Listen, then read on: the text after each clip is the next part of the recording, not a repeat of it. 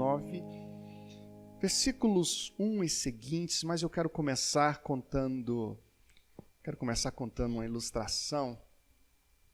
De vez em quando, eu vejo pessoas dizendo mais ou menos assim: para mim, chega. Não aguento mais, eu vou morrer. Tem até algumas mães que fazem isso também, né? Eu vou morrer, eu vou sair daqui, eu vou sair pelo mundo, não vou dar nem meu endereço para ninguém. Vocês nunca mais vão me achar. Eu vou embora, vocês vão ficar sabendo só da notícia. Algumas pessoas vão vivendo uma situação de pressão no serviço, pressão. E às vezes também chega um momento onde, imagina essa cena, ela sai da sala, sai do escritório, vai direto para o banheiro, se ajoelha no banheiro e começa a chorar e diz: eu não aguento mais, eu vou morrer. Ou às vezes em casa também, por causa de situações familiares, situações as mais diversas. Hora ou outra parece que a panela de pressão atinge um patamar tão alto, tão intenso, tão forte, que a gente não consegue, parece que resistir mais. São momentos extremos. Hora ou outra, isso acontece com a gente. Agora eu queria falar aqui essa noite a respeito de Elias. Porque isso aconteceu, digamos assim, nada mais, nada menos do que com o próprio Elias, com o profeta Elias. Às vezes nós imaginamos que essa situação de estresse, de extremo, só acontece com pessoas frágeis, com pessoas infantis, com pessoas fracas na fé. Mas, às vezes, isso acontece mesmo com pessoas experientes, com pessoas com muito tempo de fé, com pessoas já com a idade madura, já uma pessoa madura, mas hora ou outra nós vivemos momentos críticos em nossas vidas. E aí o que fazer? Como lidar com essas situações? E qual é a resposta de Deus? O que Deus pensa a respeito disso também? Porque às vezes a gente pensa que nesse momento de crise, onde a nossa fé está lá embaixo, às vezes a gente pensa que Deus está, reprovando a gente. Eu não valho mais nada, Deus está olhando para mim hoje e deve estar com vergonha de mim por causa dessa minha postura. E não necessariamente, até porque Deus conhece a cada um de nós, conhece as nossas fraquezas, as nossas debilidades. Olha o que aconteceu com Elias, capítulo 19, versículo 1. Ora, Acabe contou a Jezabel tudo o que Elias tinha feito e como havia matado todos aqueles profetas à espada. Por isso Jezabel mandou um mensageiro a Elias para dizer-lhe que os deuses me castiguem com todo rigor, se amanhã, nesta hora, eu não fizer com a sua vida, o que você fez com a deles. Elias teve medo e fugiu para salvar a vida. Em Berseba de Judá ele deixou o seu servo e entrou no deserto. Caminhando um dia, chegou a um pé de giesta, sentou-se debaixo dele e orou, pedindo a morte. Já tive o bastante, Senhor, tira a minha vida. Não sou melhor do que os meus antepassados.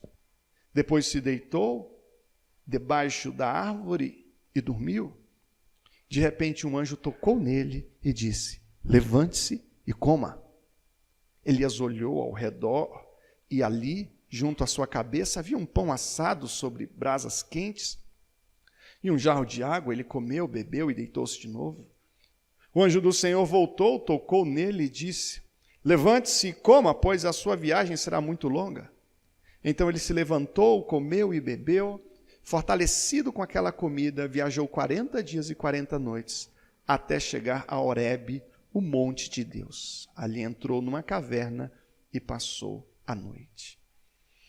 Vemos aqui um dos momentos mais críticos na vida de Elias, onde ele estava vivendo uma luta muito grande do lado de dentro aqui, digamos, do coração, dentro da mente. Existem algumas batalhas que são do lado de fora, mas outras batalhas são aqui dentro. E algumas pessoas têm ganhado do lado de fora, perdido do lado de dentro. E, queridos, nós vemos aqui Elias vivendo esse momento crítico em sua vida. Ele havia superado ali os profetas de Baal, ele havia demonstrado publicamente a sua autoridade, que era um homem vocacionado realmente, que era um profeta de Deus, que falava em nome de Deus. Ele havia conquistado muitas conquistas, mas agora, contribuindo, uma pressão que ele estava sofrendo ali de Jezabel, talvez estava contribuindo ali para aquele clímax ali daquela depressão dele, mas nós vemos ele nesse momento de crise. Eu queria falar um pouquinho sobre Elias. E quando nós olhamos para a palavra e nós olhamos para nós vemos muito de nós na palavra. A palavra reflete um pouco da nossa vida, o que aconteceu, os princípios, o que pode acontecer também. E eu começo falando de Elias, que ele era alguém que vivia na contramão do fluxo. Enquanto ele vivia em um dos momentos em que a sociedade de Israel estava mais depravada, enquanto ele vivia em um contexto onde a sociedade de Israel estava cada vez mais idólatra e longe dos caminhos do Senhor, ele se mantinha em santidade, ele se mantinha alinhado à vontade do Senhor. Eu queria dizer que a sociedade brasileira está vivendo o melhor momento espiritual dela, todo mundo bem temente a Deus e tal, mas não posso dizer isso. E que nos nossos colégios, na rua, no dia a dia, as pressões nas universidades é sempre no sentido contrário à nossa fé. E saiba, se você deseja ser alguém fiel a Deus, se você deseja realmente andar nos caminhos do Senhor, de uma certa medida você vai estar na contramão do fluxo. As pessoas vão estar agindo de um jeito, pensando de um jeito, desejando determinadas coisas, e você vai estar agindo de uma forma diferente, desejando outras coisas, com outros sentimentos.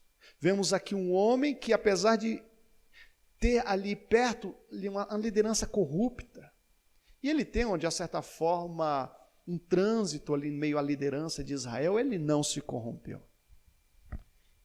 E sempre haverão situações ao nosso redor onde você será pressionado a se corromper, e isso não deve acontecer com nossas vidas. Nós devemos resistir. Ele manteve a sua integridade. Ele não negociou os seus valores. Ele não abria mão de sua fé.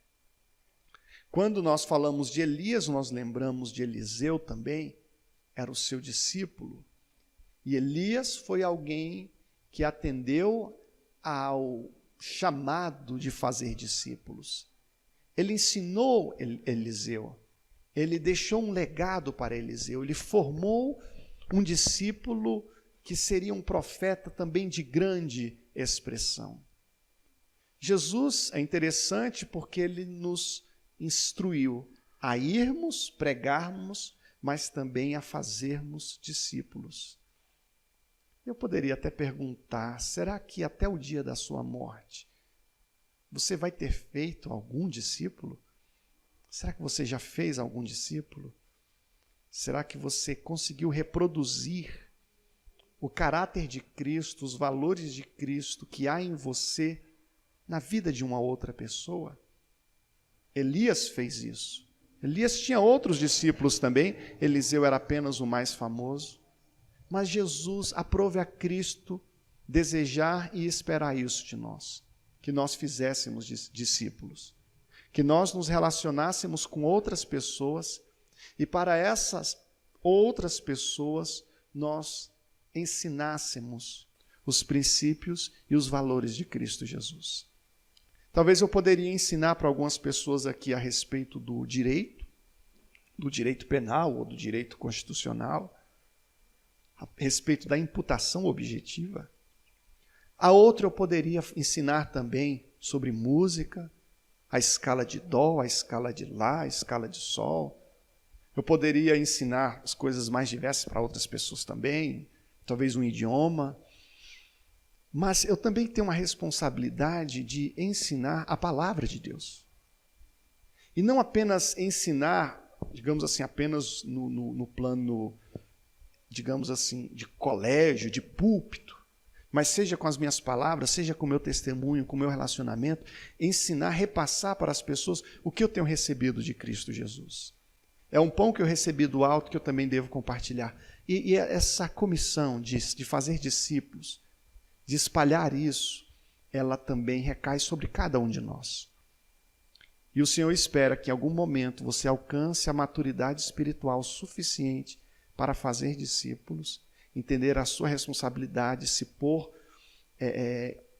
em uma situação, uma posição de responsabilizar-se por algumas pessoas, entender, não, eu sou responsável por fulano, eu sou responsável por Beltrana, eu tenho a responsabilidade de compartilhar o evangelho com ele, com ela, e então fazermos discípulos. E Elias foi uma pessoa que fez discípulos também. Eu vejo em Elias um cara que simplesmente era referência na nação de Israel. Ele era referência. Essa palavra para mim é muito forte. Você ser referência, mas uma referência boa. Porque tem gente que é referência de tudo que é ruim. Você quer saber o que é ruim, o que é errado, aquela pessoa é referência. Mas Elias era uma referência de caráter, de santidade, de trabalho, compromisso, empenho. E nós precisamos de pessoas assim, que sejam referência, que aceitem se colocar numa posição de referência. Algumas pessoas dizem assim, não olhe para mim, olhe para Cristo. E de uma certa forma, eximindo-se da responsabilidade de ser referência. Enquanto Paulo dizia, sejam meus imitadores. Como aquele jogador que está num jogo e diz, não, o pênalti pode trazer em mim que eu vou bater. Eu sei a responsabilidade que eu tenho nessa equipe. Irmãos, que você possa buscar em Deus maturidade espiritual para você ser referência em diferentes níveis. Às vezes no âmbito da sua casa, às vezes no âmbito da sua rua, da sua igreja, às vezes no âmbito da tua cidade, do teu estado até. Às vezes até no âmbito do seu país. Eu acompanho pessoas, por exemplo, como o Hernandes Dias Lopes, que pessoa extraordinária e que tem se tornado uma referência para uma nação inteira com a conduta assim tão especial. Às vezes esperamos que outras pessoas sejam essas referências, mas você deve ser referência. Deus quer levantar você para você ser referência onde você estiver. Diga aí para o seu amado irmão, Deus quer que você seja referência para as pessoas que estão ao seu redor. Referência para aqueles que estão ao seu redor. Que as pessoas possam dizer, não, eu quero ser igual a você. Quando eu crescer, eu quero ser igual a você. Eu quero agir como você, eu quero ter essa fé que você tem. Eu quero ter esse conhecimento bíblico que você tem. Eu quero ter esse comprometimento que você tem. Eu quero ter essa santidade que você tem, porque eu vejo você, eu te acompanho aí, eu vejo você com um proceder tão puro. Eu queria ser como você. Elias era alguém que era referência. Você tem sido uma boa referência? Você tem sido referência? É engraçado porque Elias, ele tinha um ministério, ele tinha uma causa, ele tinha um chamado, ele tinha um propósito, a sua vida tinha um objetivo. E existem pessoas que vivem a vida toda, mas nunca encontraram o objetivo da sua vida. Nunca encontraram a causa de existir, a justificativa de estarem respirando.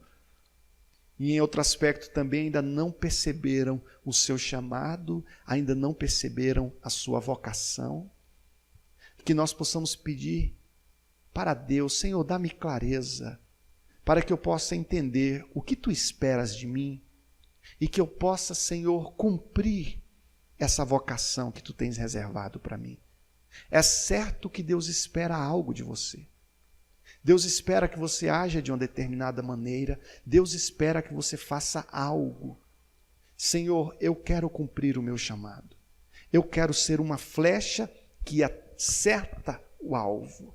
Ele tinha um chamado, tinha um propósito, e ele foi obediente a Deus. Ele foi alguém nas mãos de Deus. Porque existem pessoas que, apesar de perceberem que têm um chamado, que têm um propósito, simplesmente não atendem a esse chamado, não atendem a esse propósito. Uma coisa é você perceber que você tem um ministério, que você tem um chamado para a tua vida, que você recebeu dons e talentos. Outra coisa é atender a esse chamado, atender a esse propósito. E quando eu falo de propósito e ministério, é algo muito mais do que apenas no ambiente aqui religioso aqui na igreja. É algo muito mais amplo, para cada pessoa de uma forma diferente. Imagine 2 japoneses gêmeos, o Shihiro e o Hiroshi. Os 2 são gêmeos, parecidíssimos.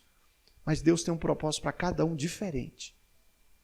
Então, Deus tem um propósito para você, que outra pessoa não vai poder cumprir, que você deve cumprir, que você possa dizer, Senhor, me ajuda a enxergar isso, me ajuda a viver isso. Tem um corredor, que eu devia ter anotado o nome dele aqui, a referência, mas eu não anotei, que eu não imaginei que eu ia citar ele aqui hoje. Mas ele, salvo engano, ele era da Inglaterra, e ele era pastor, ele queria ser missionário na China, mas ele também era atleta e ele queria disputar as Olimpíadas. Se você pesquisar essas informações na internet, você vai encontrar. E o que aconteceu? Havia alguma pressão por parte da igreja de que ele deveria ir para a China, para fazer missões. Mas ele também queria disputar as Olimpíadas. E então ele falou para os colegas, olha, Deus me fez para a China, mas Deus também me fez rápido. Deus também me fez veloz. Deus me fez para a China, mas Deus também me fez veloz.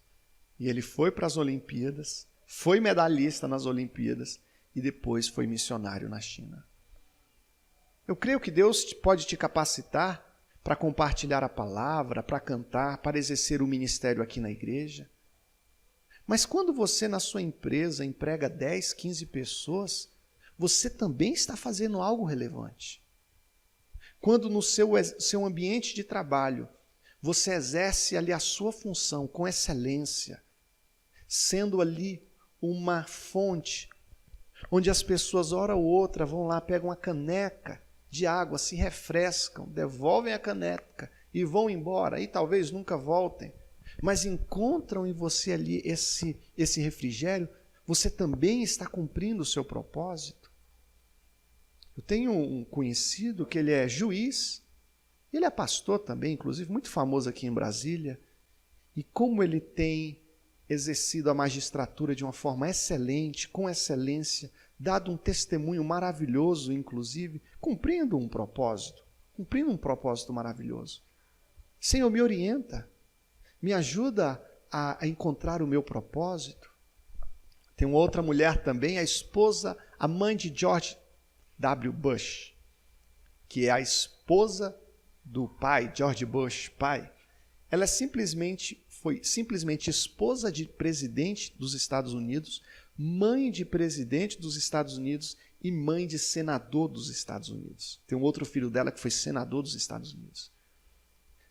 Isso não é pouca coisa. E eu não tenho dúvida de que o papel dela naquele lar foi fundamental para a formação e influência do esposo, dos filhos, e trouxe consequência, inclusive, para toda uma nação. Então, nunca pense que o seu propósito, o seu ministério, quando você o encontra, seja algo pequeno, algo irrelevante, mas que você possa cumprir esse propósito a qual Deus tem te chamado, sabendo que a vontade do Senhor é boa, perfeita e agradável. E quando você está cumprindo o propósito para o qual Deus te criou, você faz isso com muita paz no coração. Elias foi um homem obediente a Deus. Ele foi aquele cara absolutamente disponível para Deus. Que muitas vezes nós até nos dispomos para Deus, desde que a agenda dele não entre em conflito com a nossa. Ele não, ele é daquele tipo de cara que dizia: Senhor, para onde tu queres, em qualquer horário e de qualquer maneira tu me fala que eu vou.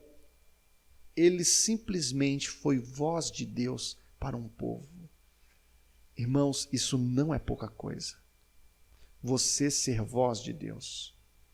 Eu não tenho dúvida de que Deus quer usar pessoas para serem transmissores das suas verdades, para serem transmissores da sua voz, do seu propósito, das suas bênçãos, na nossa nação, na sua cidade, na sua casa.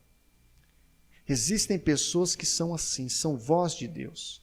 E voz de Deus não é porque chega e profetiza, isso que eu te digo assim, assim, assado. Mas voz de Deus porque tem uma palavra oportuna, dito no momento oportuno, uma palavra fortalecedora, ora, uma palavra de exortação também, mas dita no tempo certo, aquela palavra apropriada. Muitas vezes nós queremos ouvir essa pessoa que tem a voz de Deus, mas muitas vezes não nos preocupamos em nós sermos essa voz de Deus para as pessoas ao nosso redor. Você gostaria de ser esse instrumento de Deus para levar a palavra do Senhor, ser instrumento de Deus para as pessoas ao seu redor? Elias era o transmissor de uma mensagem, mas não uma mensagem qualquer, a mensagem certa. Você ser um enviado de Deus não é apenas ter uma mensagem, é ter a mensagem certa no momento certo. Eu conheço a Bíblia desde pequenininho. Poderia pregar aqui sobre milhares de coisas diferentes. Mas eu não devo escolher aqui uma mensagem pelo método randômico ou puramente por achismo, por conveniência. Eu preciso que o Espírito Santo me oriente. Porque Deus tem uma mensagem específica para a tua vida. Eu tenho que pedir de Deus sempre misericórdia e direção para que eu seja um carteiro que entregue a carta certa para a pessoa certa. Já aconteceu por um acaso de chegar na sua caixinha de correio uma carta que pertencia a outra pessoa? Eu acho que já aconteceu com todo mundo. E quando é um vizinho, você vai lá e devolve. Algumas pessoas até têm uma mensagem bíblica, mas quando o cara não está em sintonia com o Espírito Santo, ele pode até pregar a Bíblia, mas as coisas não se encaixam. Às vezes exorta os outros e as pessoas ficam enfadadas e não produz efeito nenhum. Que ele está levando uma carta para o lugar errado, a carta errada, no momento errado. Nós precisamos da direção do Senhor para trabalhar no tempo de Deus, para compreendermos o tempo de Deus. Deus tem um tempo específico para muitas coisas, e que nós possamos caminhar de acordo com o ritmo de Deus, de acordo com o tempo de Deus. Elias foi titular de um ministério marcado por milagres. Ele era um homem que tinha visão espiritual, discernindo tempo e épocas, ungindo reis e profetas. Isso, queridos, é tremendo.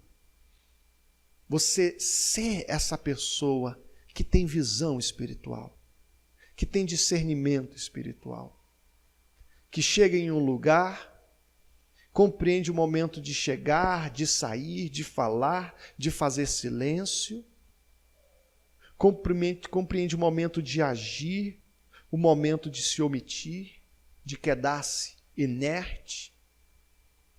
Como é maravilhoso quando nós lidamos com pessoas assim, que têm essa maturidade espiritual, que nós possamos pedir: Senhor, me ajuda a entender isso, me ajuda a compreender esse momento. Às vezes você chega em alguém do nada, se aproxima da pessoa, dá uma palavra, a pessoa começa a chorar. Engraçado, hora ou outra Deus faz isso acontecer comigo, me encontro com alguém de uma forma inesperada, E quando eu falo 2, 3 palavras, a pessoa já começa a chorar e contar toda a vida, dizer, olha, você chegou no tempo certo, na hora certa. Mas quando você está no tempo certo, no lugar certo, na hora guiado pelo Espírito Santo, as coisas fluem. Mas quando não é o tempo certo, quando não é o lugar certo, é difícil, dureza. E o que acontece? Esse fato que ele foi instrumento de Deus para abençoar pessoas, e quando você olha para o ministério de Elias, o que você vê muito claramente, que não foi um ministério exercido para benefício próprio. Faça essa observação, inclusive, que no ministério pastoral, principalmente, você muito mais dá do que recebe. Você compreende que é melhor dar do que receber. Que nós precisamos compartilhar. E quando a pessoa tem maturidade espiritual, o compartilhar não é um pesar. Mas a pessoa faz isso com alegria. Ele era um amigo de Deus. Um amigo de Deus. Com quem Deus falava e ele ouvia. E Deus o ouvia também quando ele falava. E eu devo perguntar, como está a tua amizade com Deus? Nota 10, de 0 a 10, como é que está a sua amizade com Deus? Você tem conversado com Ele? Você tem aberto o seu coração para Ele? Você tem exposto ao Senhor as tuas alegrias, as tuas tristezas, as tuas ansiedades? Ou você tem encontrado dificuldade e simplesmente não consegue fazer isso? Ou se contenta em fazer aquela oração genérica, Senhor, tudo está em tuas mãos. Amém. É certo que, às vezes eu chego em casa e a Daiane pergunta, e aí, como é que foi as coisas? Eu falei, beleza. Ela, não, mas como é que foi? Tudo bem. E ela, tá, mas tudo bem como, Miguel? Ela quer saber os detalhes. Irmãos, o nosso relacionamento com Deus não deve ser conduzido por monossílabos. O Senhor espera mais de você, de nós nos abrirmos, falarmos com Ele.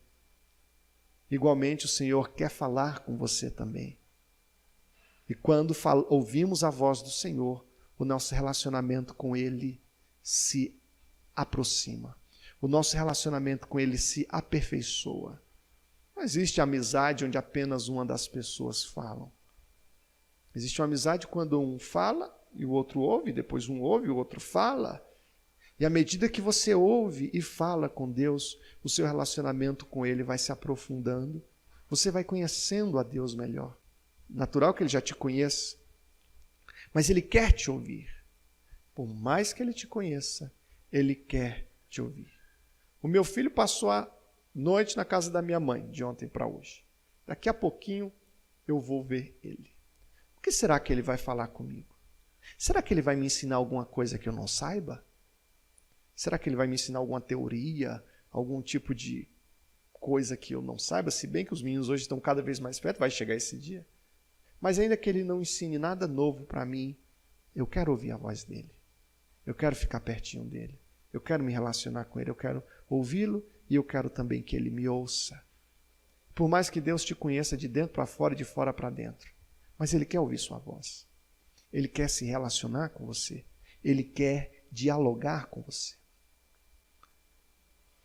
Ele teve inúmeras experiências com Deus. Isso foi uma marca na vida de Elias. As experiências que ele teve com Deus.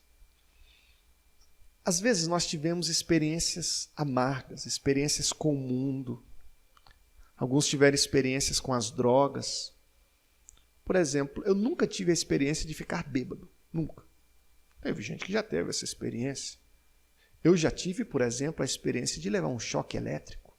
E não indico para ninguém. Um dia eu era criança e tinha uma tomada que só funcionava quando a luz estava acesa lá na minha casa. Era um defeito que o eletricista deixou. Aí eu desliguei a tomada e enfiei o prego na tomada. Depois eu liguei o interruptor, fui tirar o prego. E quando eu fui tirar o prego, eu tomei um choque. E a minha irmã, Deusini, estava lá. E eu gritei, Deusa! E foi uma experiência. De lá para cá, acho que eu levei uns 3 choques, mas, querido, evite levar choque ao máximo. Não é legal. Mas é uma experiência que eu tive. Eu já tive experiência de picada de abelha. Quem é que nunca levou uma picada de abelha? Levanta a mão assim para eu ver. Quem nunca levou? Olha, várias pessoas. Próxima terça-feira, eu vou trazer uma caixinha com abelhas para vocês terem essa experiência. Eu creio que vai ser uma experiência muito boa para vocês. Agora, existem as experiências com o pecado. Experiências ruins. Mas existem experiências e vivências com Deus. De uma ocasião onde você ouviu a voz do Senhor e chorou. De uma ocasião onde Deus falou com você com palavras tão ternas que confortaram o seu coração se encheu de fé. Ocasião onde, apesar de você não estar em um ambiente religioso nem nada, você sentia a presença do Espírito Santo se aproximar de você e encher o seu coração. Experiências com a palavra, de estar lendo ali a palavra e sentindo como se fossem flechas acertando o seu coração. Precisamos de experiências com Deus, experiências de oração respondida, de você orar aqui e imediatamente já ter uma resposta justamente daquilo que você havia acabado de pedir. Quando foi a sua última experiência forte com Deus? Não estou falando só de, digamos assim, de rodopiar e cair no chão, não. A sua experiência de você orou e Deus respondeu, de você ter ouvido a voz do Senhor de uma forma ímpar, que te fez quebrantar o coração. Nós não podemos nos contentar em viver uma vida sem termos experiências com Deus. Precisamos de experiências com o Senhor. Precisamos buscar isso. Eu não estou falando de buscar de uma forma lunática momentos de frenesi, não. É algo muito mais do que isso. É natural também que, quando o Espírito Santo eventualmente toca os nossos corações, há ocasiões onde a gente se emociona e tudo mais, mas nós precisamos buscar ouvir a voz de Deus. Nós precisamos ouvir a voz de Deus, precisamos de experiências com Deus. E diz o versículo 6 que ele chegou a Berseba e ali deixou o seu moço e depois foi para o deserto, onde ele teve essa experiência aqui bem atípica, essa experiência bem forte. E eu vou terminar nesse tópico aqui e vou concluir essa mensagem na terça-feira que vem. Acabou que eu só vou falar do momento do ápice da crise de Elias mesmo só na terça-feira que vem. Mas esse tópico aqui que antecede eu acho interessante, que ele passou o momento da crise dele, só ele e Deus. Esse moço aqui ficou no caminho. Não acompanhou ele. E existem algumas experiências nossas, algo entre nós e Deus, que não deve ter ninguém para meter a colher, que ninguém vai poder ajudar ou atrapalhar, que vai ser necessariamente só você e Deus, como Jacó no Val de Jaboque. Por mais que na nossa fé constantemente nós tenhamos muitas pessoas assim ao nosso redor, na igreja, em casa, nos nossos pequenos grupos familiares e tudo mais, mas existe algo que deve ser só você e Deus. Tem muitas pessoas ao meu redor aqui hoje. Existem pessoas que me acompanham há muito tempo, como a minha mãe, minhas irmãs, meus irmãos, a minha esposa. Mas existe algo que não é eu, Deus e a Daiane, que não é eu, Deus e a minha mãe, que é apenas eu e Deus. Um momento que deve ser só nós dois. E às vezes a gente coloca gente demais nesse meio de campo aí, embanana tudo. Você precisa ter o seu momento a sós com Deus. Você precisa ter o seu momento a sós com Deus. E aí eu pergunto, você tem tido esse momento? Você tem vivido momentos a sós com Deus? Mas não, às vezes você está fazendo um monte de coisa, não, mas Deus está comigo o tempo todo. É fato, Deus está. Mas às vezes um momento exclusivo, só você e Ele. Em momentos assim Deus nos trata, são momentos importantíssimos para a nossa fé. E eu estimulo os irmãos a estarem buscando esse momento em que está somente você e Deus. Você tira o relógio, deixa de lado, desliga o telefone celular, tira a bateria, porque tem uns despertador que desperta até com o telefone desligado, tira a bateria, e aí você dedica um momento ali exclusivo, seu e de Deus, só de vocês dois juntos. Quero continuar essa ministração na próxima terça-feira, mas agora eu gostaria de fazer uma oração com vocês. Peço que você feche os olhos.